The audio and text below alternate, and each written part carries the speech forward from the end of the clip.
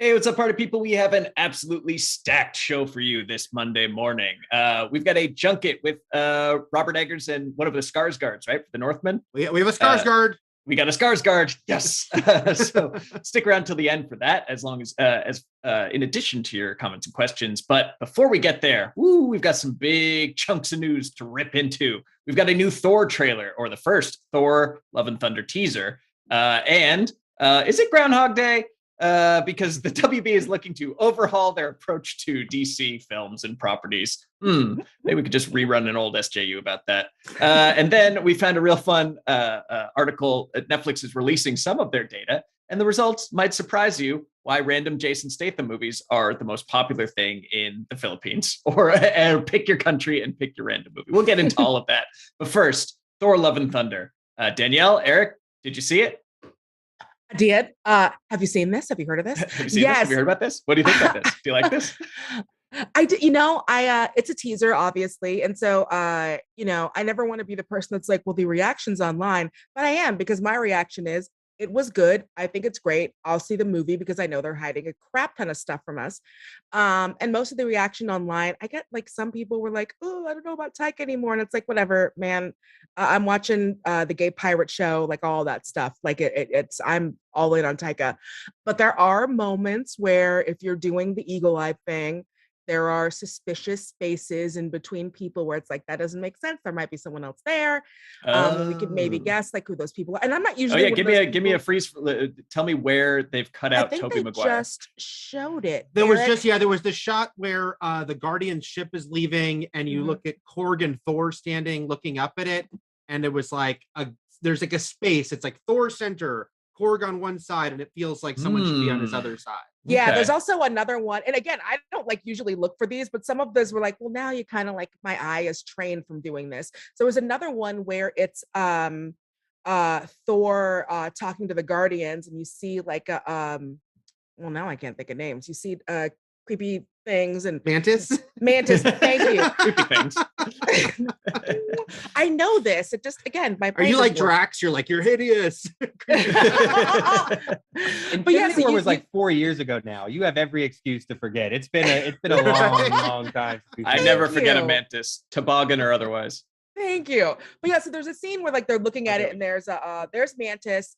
And Thor is looking at everyone, and normally you would see everyone in kind of this perfect row, but there's Mantis. There's a clear hole right here that's a classic character hole. Yeah, it's a character hole, and that's a hole you could fit some IP into pretty easily. Yeah. Oh, that's not even the hole. There's a different. That's not the hole. It's the shot before that was the hole. Yeah. Let me see. That said, yes. Ryan, yes, that is probably where Mephisto is gonna go. Yes. But yeah, no, Andrew Garfield is Mephisto. I mean, if you look at the lizard and you see the way he turns.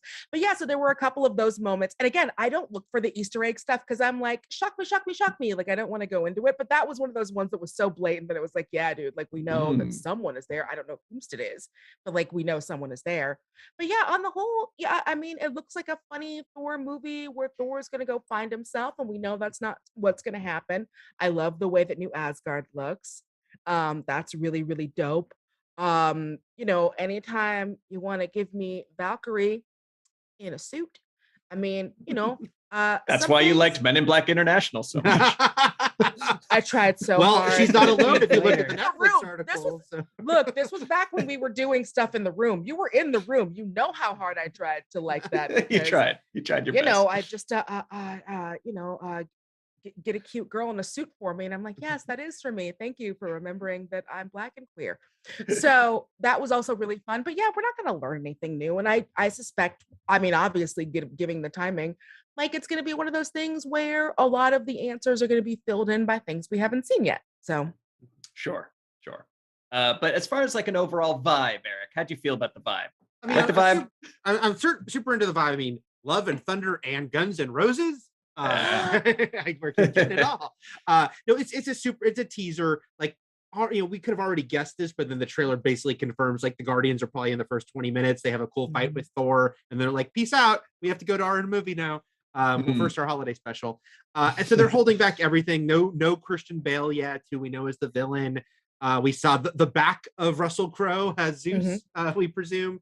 But look, I love Taika, and the melding of Taika with this character, so I'm totally in on that.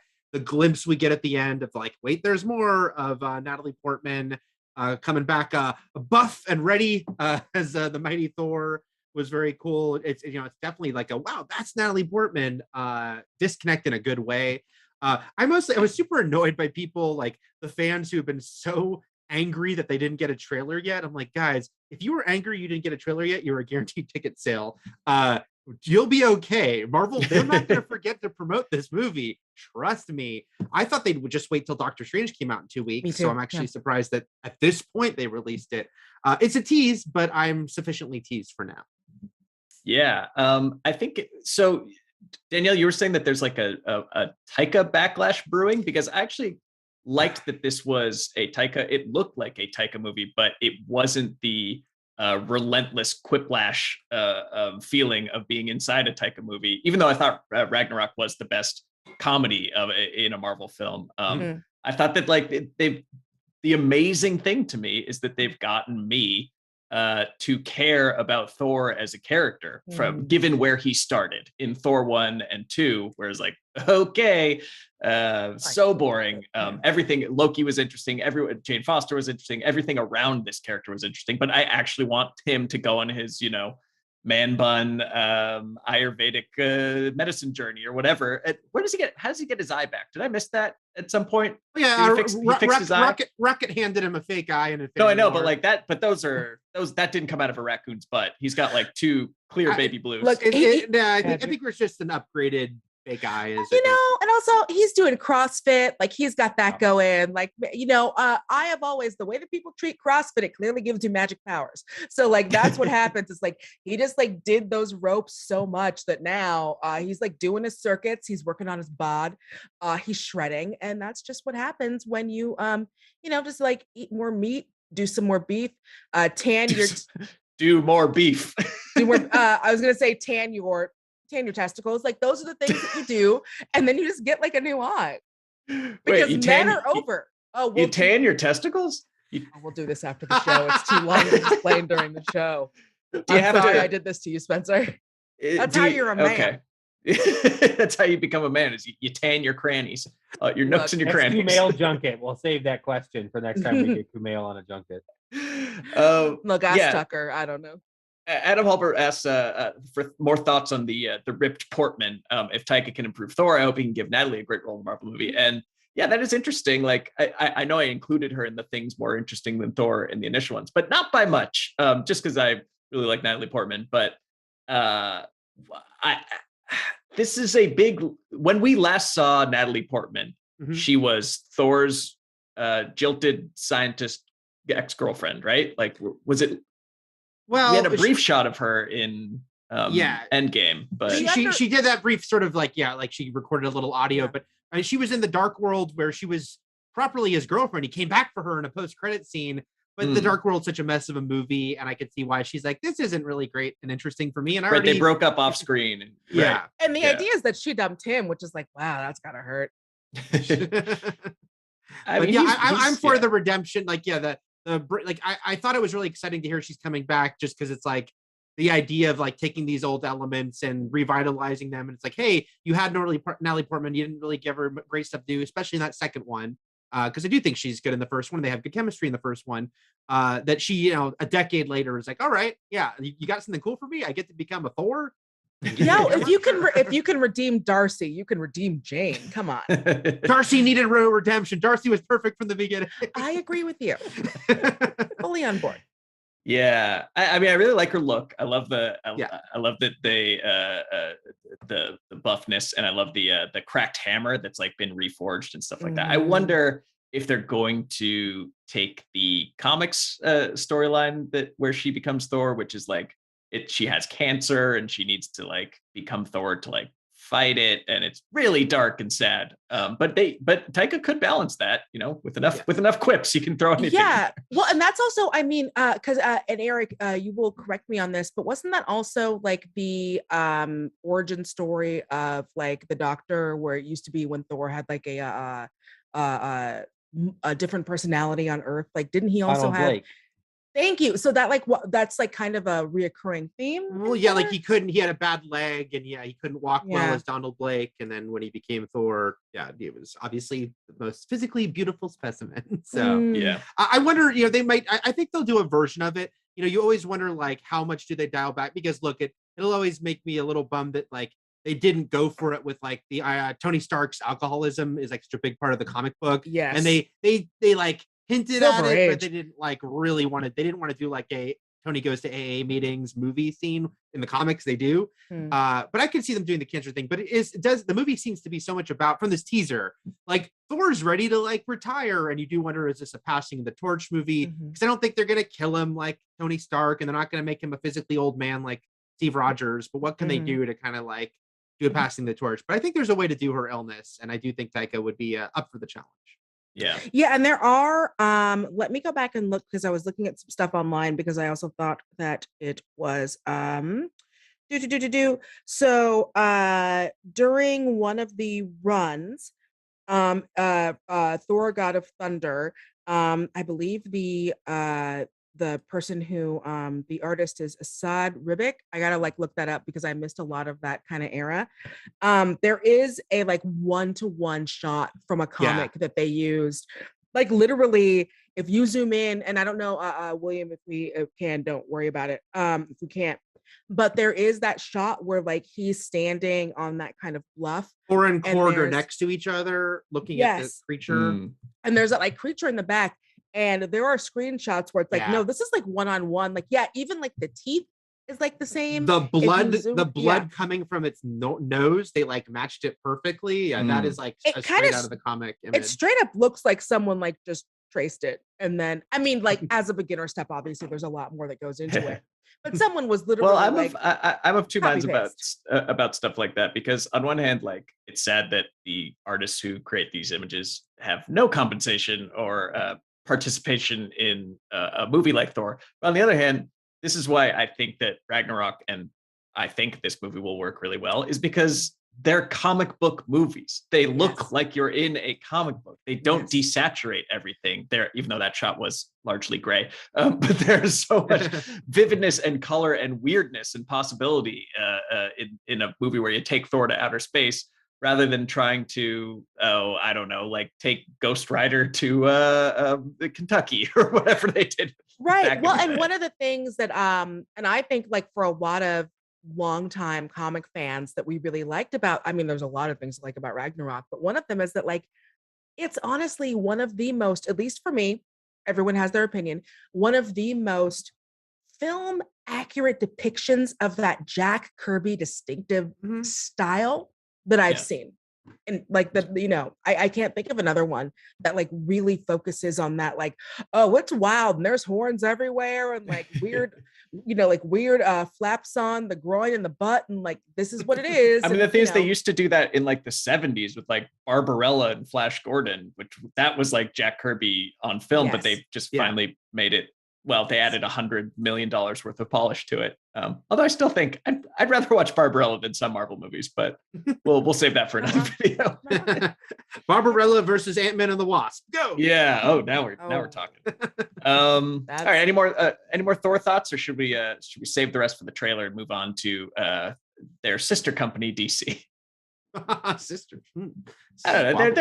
They're like frenemies. They're definitely like they're close, but they hate each other. But they're trying to be more similar every day. As we move on to segment 2, Variety, big exclusive.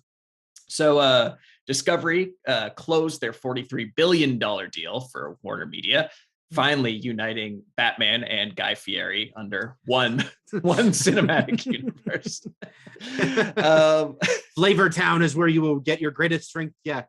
Oh man, yes, he is the protector of Flavor Town. So I think we solved it right there as far as what they should do. But CEO David Zaslav, did I pronounce that right? Zaslav.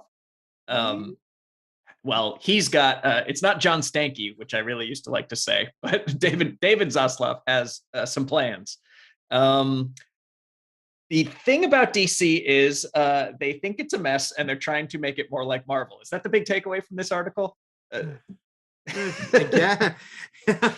They want it. Well, they're saying like, we want a Kevin Feige type which is We've I heard the guess story before. yeah, we've heard the story before. And is it even the right move? Eric, what are the Mm. details I'm leaving out of this? And please discuss. I mean, that's kind of, I mean, it does feel like that thing where, it's this new combined company. The people from Discovery are coming in who really seem to have the control here and are saying, okay, DC, big properties, what can we do here? It's a weird thing because they're coming off both like hits and bombs. Love Suicide Squad. It was a theatrical bomb. Obviously the Batman just came out though, big hit. Joker was a massive $1 billion grossing movie. They did say Aquaman, Wonder Woman, like they're not doing poorly they're at the not. box office. I don't get it. Right. So they did mention Superman, and I agree it's weird that like they haven't been able to crack Superman in a while.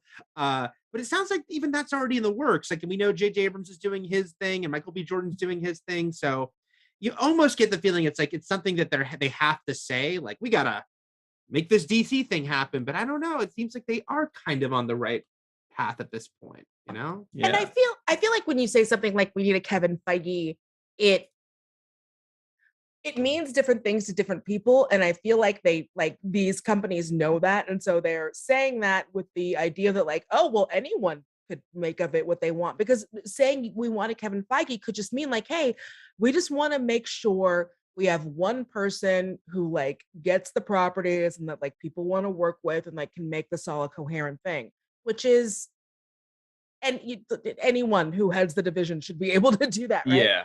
Yeah. So that's, but I feel like when you say something like we want a Kevin Feige, it's like, oh, well, that's sexy. I know what that is.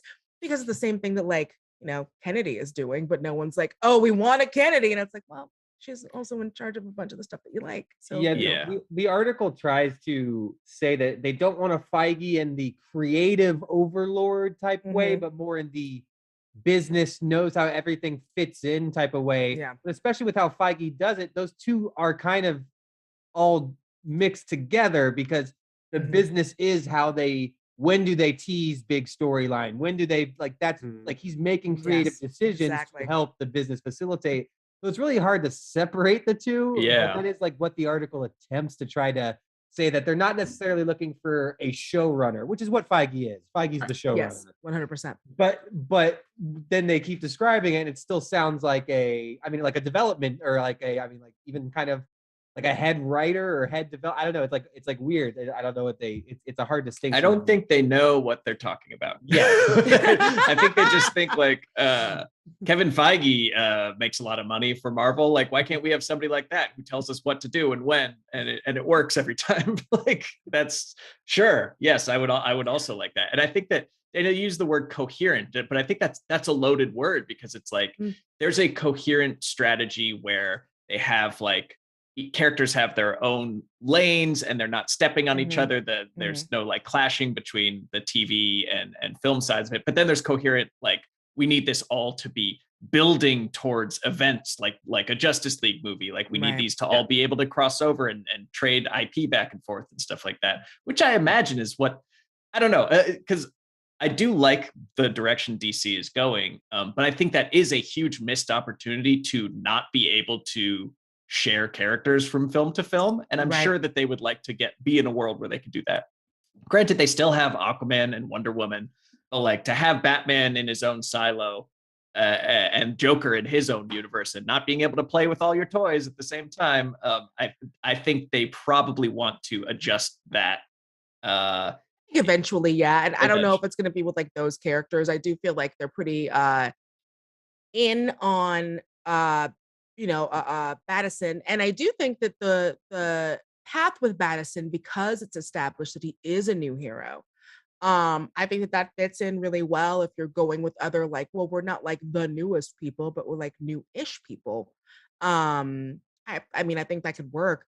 Obviously, I think for everyone, it's eventually to get to the Marvel strategy, if nothing else, of the like, hey, even if you're not super into Doctor Strange, you're going to go see it because you need to see what this episode is, like you need to watch like this, 2-hour thing that leads to the next thing. So you're going to do that.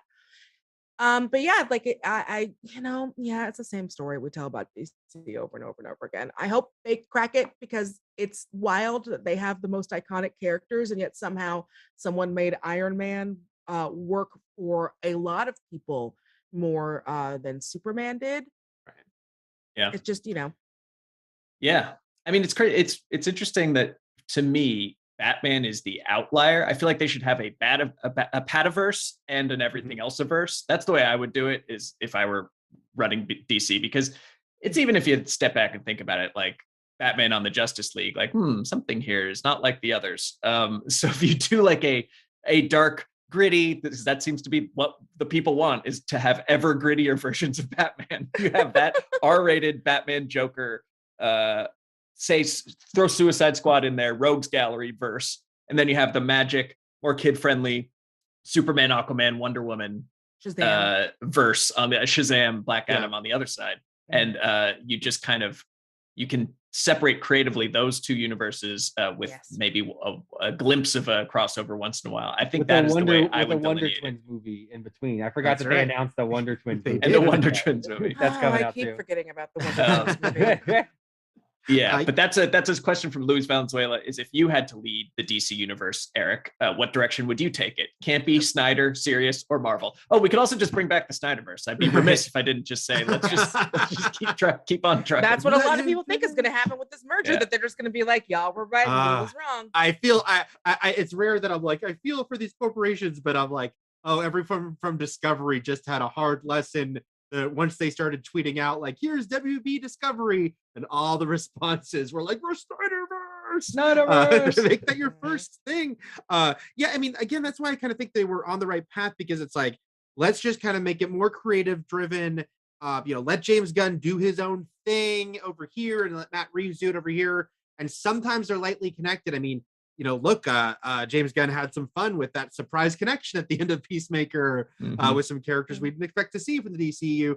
I just hope that they actually let that be even broader, because it's one thing to say like, hey, we're going to do a standalone Joker movie. It's not connected to anything. They can tell their own story, but it's the Joker, and everything Batman and the Joker they know sells. Would they let them do that with Sinestro? I don't know. It sounds like there are certain characters a little more protected than others, but it's funny, as someone who loves the MCU and loves all the crossovers, I also think like there's something to be said for not having to rely on that. But I do hope they can do more of like, we know the Flash movie, when it one day comes out, has Affleck as Batman in it, but there's stuff like that where it's like, could Wonder Woman show up in the Aquaman movie, in an Aquaman movie, and it doesn't have to be Infinity War, it doesn't have to be that level. And that's what the Marvel movies do really well. They do both the mega events, and they do like, I'm here for a guest appearance, I'm just stepping in. But I do think that's why I think they're on the right path, DC, as far as being like, it didn't work for us when we tried to do like Marvel style. Let's try to be a little more creative driven and let them have their own vibe. So I hope that Discovery isn't too much like, get back to MCU style that didn't work the first time. Yeah, I just think they're like 90% of the way there. I think it's been, again, more hits than misses, certainly creatively and critically. And the box office mostly has followed. I don't think that they need to start, universing so hard that it takes them off the path that they're on. I don't want that. Like, I would be more than okay. And I think that this is what, and we said it at the time when everyone was like, well, we got to make this huge mega universe, like this universe like the MCU has. And it's like, the thing that the MCU did was, everyone was kind of established and like really got their own thing before they brought everybody together. And with the DCEU, one of the criticisms that people have had is that they tried too hard to be like, okay, well, now I got all these action figures and I need to make them play together. And it's like, I get it. I want them to play together too. But like, you have to like, if Barbie is a doctor here and then has a dream home here, you got to get her the car to go between the two. Like, you can't just, start with this thing and then people would start showing up or whatever. And it's like, you have to really establish who these characters are. And so I'm okay with them just like taking some time to like really get us into these individual characters in these individual movies. And then if it works, like put them all together, put the lime in the coconut, shake it all up. Like, that sounds dope. But we don't have to do that right away. And in fact, I would prefer not to, because it doesn't mean anything to me if they're all hanging out, if I don't know who they all are individually. Yeah. But counterpoint to that, haven't we seen enough Batman things, enough Superman things, not enough Green Lantern stuff, but haven't we been saturated with enough comic book content that if they just dropped a Justice League movie on us, and it was a new Superman and a new Batman and Aquaman and Wonder Woman, like we'd get it. We wouldn't be like, who are these people? Right. What's happening? We get it, but we don't know what the take is, because everyone Yeah. who does it is going to have like their own take, and some of them you're going to super love. There are still some people who are like, Christopher Reeves is my dude. There are still some people who are like, whatever that one Christy one that happened. I wish I could remember his name, because I actually really like him in Legends on CW. But like, there's that one that happened where it was like, oh well, we're basically doing Donner but not Donner, and he looks like Christopher Reeves but he's not Christopher Reeves. And Brandon Routh, thank you. Ralph, And yeah. so to me, it's like the character is always, because they are these paragons, these archetypes, it's always about like whose hand is in it and who is treating it the way they do. Because obviously we've had like 20 billion Jokers and they've all been different. You know, one of them is in the 70s and is, you know, hey, I'm walking here, and like you know, starting like these big riots, and then one of them, you know, wears fronts. So it's they're different interpretations. I want to get to know who these people are before you put them all, you know, in like a fruit punch. I guess this is just misplaced anxiety for me, because I just want Marvel to just make an X-Men movie and not be like, here's the Cyclops film, here's the Jean Grey film, here's our Wolverine, and then like finally we're gonna team up the X-Men. Like, just do it. Just give us the X-Men. Well, but that's also different, because like the X-Men is also, the Justice League was, we're going to take all of our big things and throw them together and see what happens. X-Men's always been like, we're a team and we're a family and we like play baseballs and Memorial Day or whatever. It's like, you can't bamf to second base. Well, Fraulein, you can't tell me I can't bamf to second base. Like, that's always been their thing. That's my favorite issue. Good times. Well, we'll see what the fallout is from this. I mean, it seems kind of, you know, nuts and bolts behind the scenes stuff, but at the end of that pipeline of poop, sprays films and television. So this is where the creative decisions begin, is in the boardroom. So we will keep y'all posted. But again, you know, is it a day that ends in Y? Oh, they're reshuffling the creative executive team in charge of DC films. We move on to Netflix. I want to briefly touch on this so we have time to get to the junket and maybe take a question or two, because The Northman, awesome film. You should all see it. But Netflix, they're releasing a little bit of data, and the results might surprise you. At top10.netflix.com, they show you what the top 10 films are in all of these different regions. And I'm going to quiz you guys a little bit. I want you to tell me what country is Blitz, the 2011 Jason Statham film? What country is that currently the #1 Netflix film in? I read this article, but I am so Screen Crush. We should oh yes, shout out to Screen Crush. Yeah, but I forget. I am blank. There's only one thing I remember for sure, so I do not remember where Blitz is #1. Germany. He's a cop. He's a cop. Greenland. Yeah. It is the #1 movie in Netflix, Italy. They love the Jason Statham. Blitz fever is spreading. We love the Blitz. Okay, so I'm gonna hit you with another one. Where is Captain Phillips, the #1 film, #1 anything on Netflix? Phillips ahead of anything original, any Paraguay. It's not ahead Somalia. of The Witcher. I like that guess. Captain Phillips is the #1 film in Turkey. They love the Captain I will Phillips. say Captain Phillips stands out on this list because it was like a well-regarded movie that I think was successful for the size movie was. Because there's other things like Blitz that either barely got released or like were summarily rejected when they came out. So, all right, now I'm gonna hit you with this one. 15 years later, after it's been released, okay. Everybody's really high on Nick Cage these days, but nowhere are they higher on Nick Cage than in this country, where the 2007 film Ghost Rider is now the #1 film on Netflix. Ghost Rider recently featured on Honest Trailers. Ghost Rider, the Honest Trailers bump, baby. I'll just say I'll give you a clue. They got to be careful because his head could melt this frosty country. Is this Iceland? Iceland, Yeah. yes. Yes, Ghost Rider is the #1 Netflix movie in Iceland. Now, I'll give you one more, and then we'll just discuss why. Why? Men in Black International.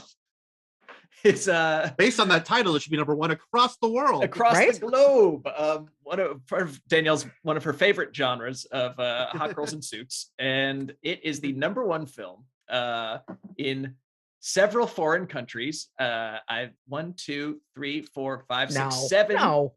different foreign countries, and I No. will give you 1 point for every one you guess correctly. They're all in a similar region of the world. There's your clue. Okay, well, I'm going to treat this like I treat world. So I'm going to say Canada. I'm gonna say False. No. South America. No. Okay, so that's. I'm going to say Japan. Nope. Africa? I don't know. Egypt? No, not Africa.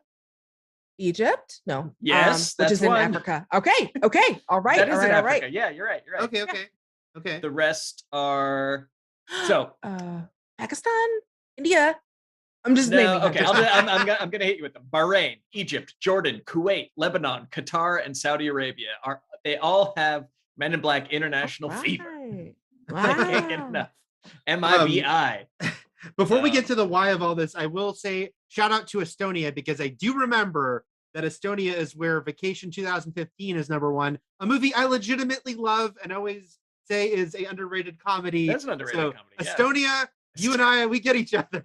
Eric Goldman bump, baby. Baby. So good. So what the hell is going on here? Why are these movies inexplicably popular in certain countries? Go. What is your best guess? Well, my guess for Men in Black International is that there a lot of times I think when it comes to translating jokes and clever puns, that can be really difficult when you're going from one language to another. And there are none that work in that movie. So that's not something you have to worry about. Yeah. Yeah, maybe they view it more charitably, like I'll bet in American vernacular English that's actually funny, but I'll give them a pass. It must not translate very well. Trust me, it's not funny here. Look, even if you could translate it better, you could make it better depending on who your translators are. Like, give them a pay raise. Maybe they're killing it. Make more. I think, what you have here, because again, most of these movies were not big hits. Even Captain Phillips, like I said, well regarded, but it wasn't like a blockbuster movie. Most of these movies have big stars in them or recognizable stars in them. And I do think it speaks to the fact that, look, we joke a lot about their Oscar bait aside, Netflix makes a lot of very movies. Like they pay these stars, like Lon's favorite movie, Red Notice.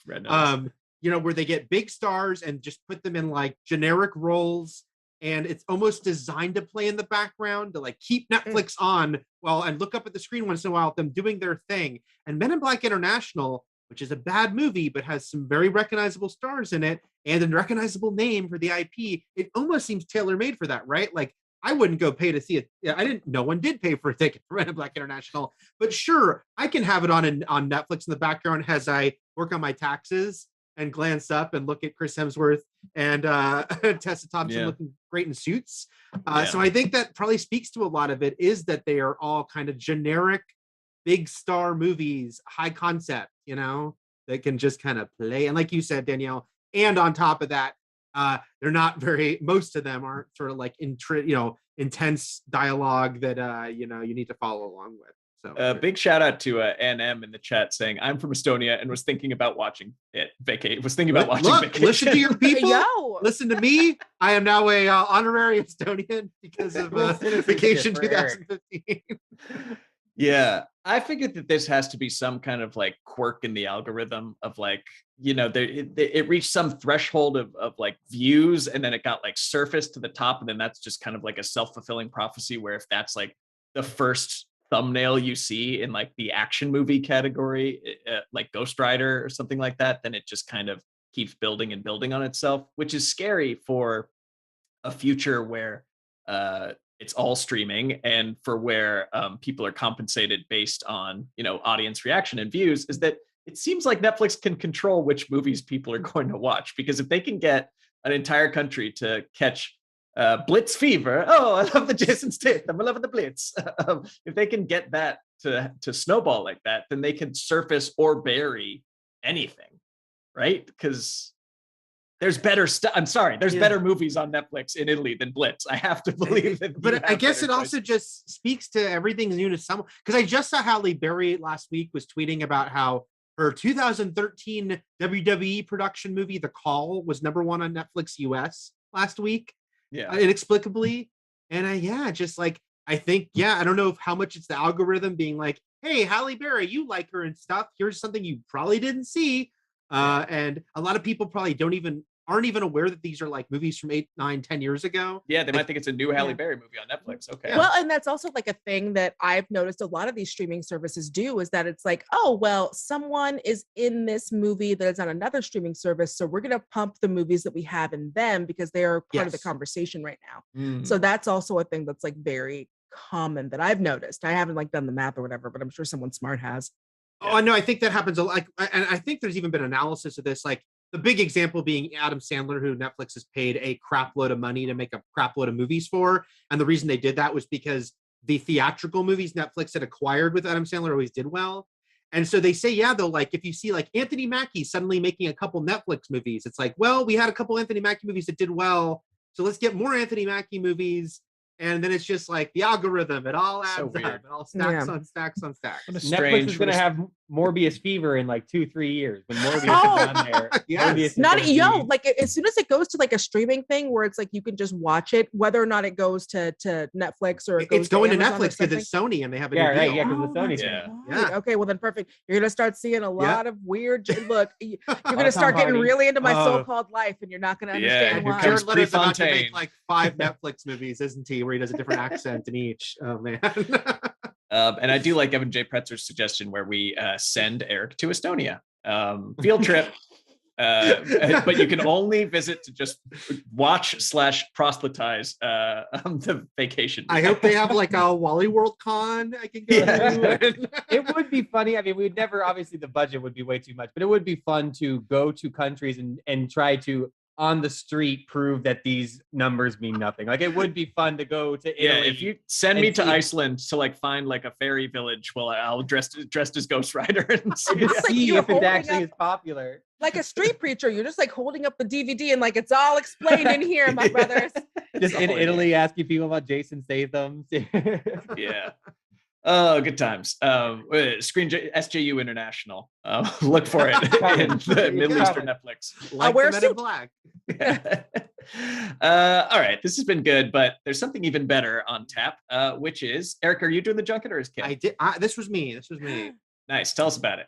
The Northman. I don't know if we're doing a full review of this, so I'll just say right now, this is a really cool movie. If you know Robert Eggers, he directed The Witch and he directed The Lighthouse, which I love both those movies. Those are very small, sort of trippy, small space movies. This one is a giant, massive budget. And I think the movie's great. It's a Viking revenge tale. And I talked to Robert Eggers and Alexander Skarsgård, the particular Skarsgård in this movie, about kind of taking the Robert Eggers sensibility where he kind of he disses his own movies, which he shouldn't do. He says The Witch is boring. It's not. But basically says what it's like to level up. He's being self-deprecating. But what it's like to like level up and be like, here's however much $100 million they gave him to do this movie, revenge Viking story, but kind of still keep it a Robert Eggers joint. I recommend the movie and I recommend our conversation. Oh, can't wait to see it. So let's watch that and then we'll see y'all again soon. Thanks for watching. Bye-bye. Your fate is set and you cannot escape it. This movie, in some ways, it's sort of, the most traditional narrative that you've done, but I don't think it loses your vibe at all. I don't know if experiment is the right word, but it was interesting for you to combine a sort of classic revenge plot on this big scope, but then put your sensibilities into that. Yeah, I mean that was the challenge. If you're making creative work, you're trying to share what it is to be a human being with other human beings, and so I wanted to see if I could share it with a lot more people, because obviously like only so many people want a boring horror movie about pilgrims or like two guys going crazy in a lighthouse in a movie with no plot. So it was a challenge to say like, how do I make like an epic? How do I do this kind of classical storytelling and still retain my voice and vision? And part of that is, the fact that the studio was gracious enough and trusted me enough to let me like use all of my collaborators that I've used in the past, all my heads of department. That is a treat, and that you don't get often. Very often either or, you either get to do something big and epic and fun, or it's small and intimate. You rarely get a project like this where it's a massive scale, but done by an auteur filmmaker like Robert, where you have massive set pieces, but also 5-page dialogue scenes with tremendous actors. Why would he stow away to such a hellish place? To find what was stolen from me. And what is that? The kingdom.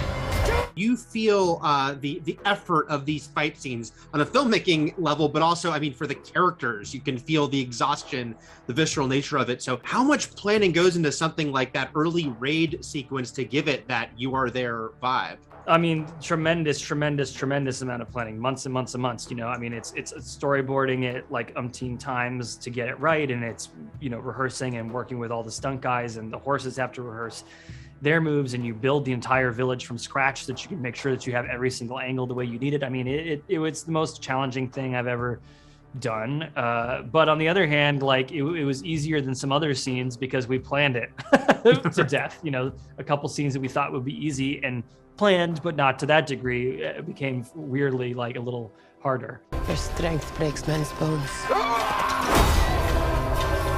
I have the cunning to break their minds. A lot of your scenes in the movie are with Anya, and I'm curious, since she had worked with Robert before, if she had any advice for you as far as what his approach to filmmaking is like. Rob and I knew each other very well by the time we started shooting. We had been developing it for many years together, but I'd never been on a set with Rob. So I knew theoretically how Rob and his cinematographer Jaren worked, but again, it's one thing to talk about it, but it's a different thing when you're actually out there on the day. So it was tremendously helpful having Anya and talking to her about it. And also the fact that the first 2 weeks of filming were pedestrian scenes around the farm, quite technically and emotionally easy scenes. And that was a good way to kind of get into the rhythm and getting to know each other and understanding the relationship between us actors and the camera and how that move would work. And so that by the time we got into the more complicated, difficult scenes, we already had that kind of experience. So that was very good. I don't know if it was planned that way, but it was a lucky coincidence maybe. I cannot escape my fate.